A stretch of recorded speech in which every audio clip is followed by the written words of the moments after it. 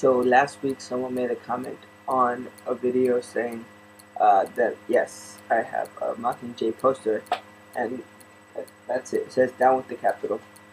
Yeah. This week we are talking about television and our favorite television shows growing up. Like many of you, I am also a big fan of the Animaniacs.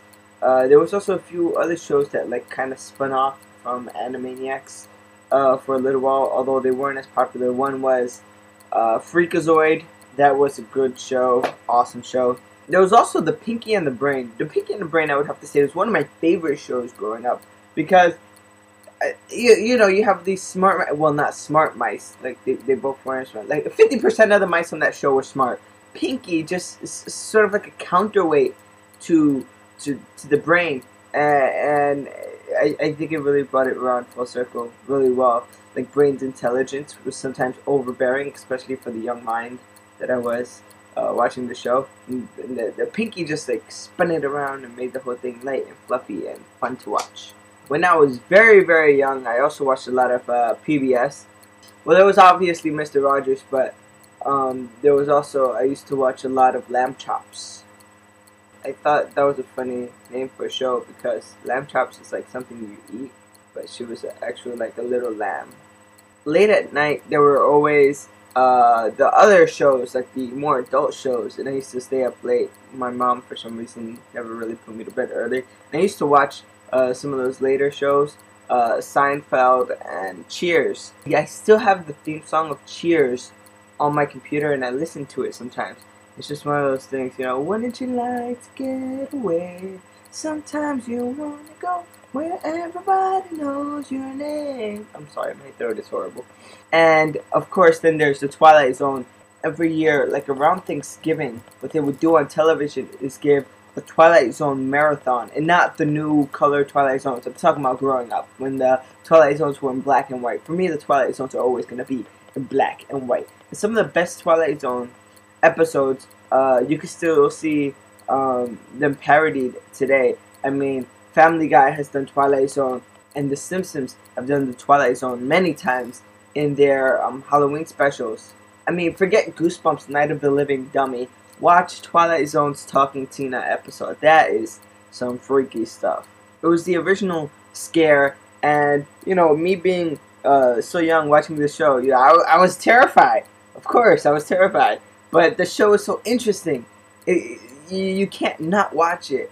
And I don't know, even today, sometimes, every year I take some time out to watch a few Twilight Zone episodes. I have the complete collection of Twilight Zone. Yeah, I think that really says something, that even in 2012, I'm still watching the old black and white with Rod Serling Twilight Zone episodes. It's just like a timeless series.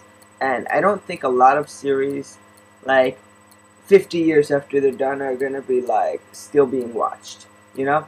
I think Twilight Zone was one of the few that are timeless.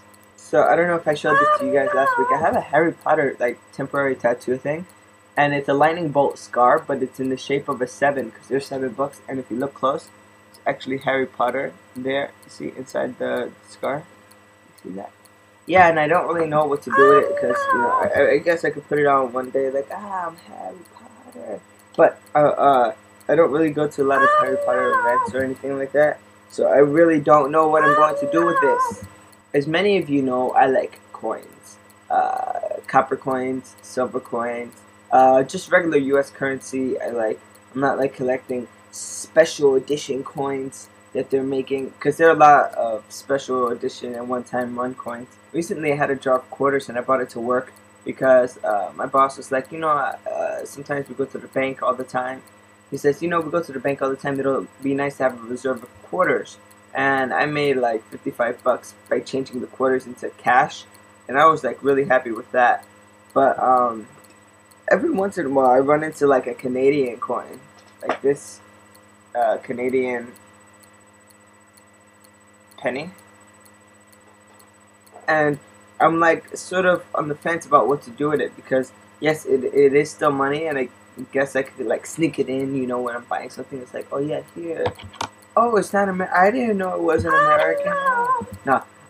But what I've ended up, or what I've decided to do was, I usually keep all the nickels, pennies, dimes, quarters for myself to see if they're valuable. But the Canadian coins and the other foreign coins. I've been giving them to my girlfriend Donna, and all I have now is this Canadian penny because I've given her all the foreign coins I'd found. But I found some pretty crazy coins. I mean, I found euros and a franc, and there was even a rupee in there.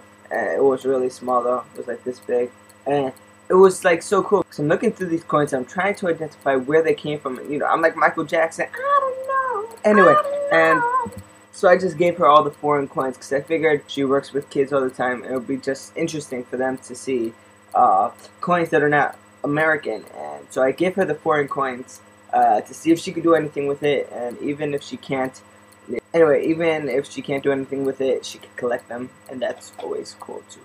I'm still reading The Greatest Show on Earth, but I have to say something. Have you guys seen Abraham Lincoln Vampire Hunter, the trailer? Because that movie looks like it's going to be awesome. It's a Tim Burton movie, and it's called Abraham Lincoln Vampire Hunter. Seriously, just like that. Kristen, I'll see you tomorrow. Everyone else, I'll see you next week. Ciao.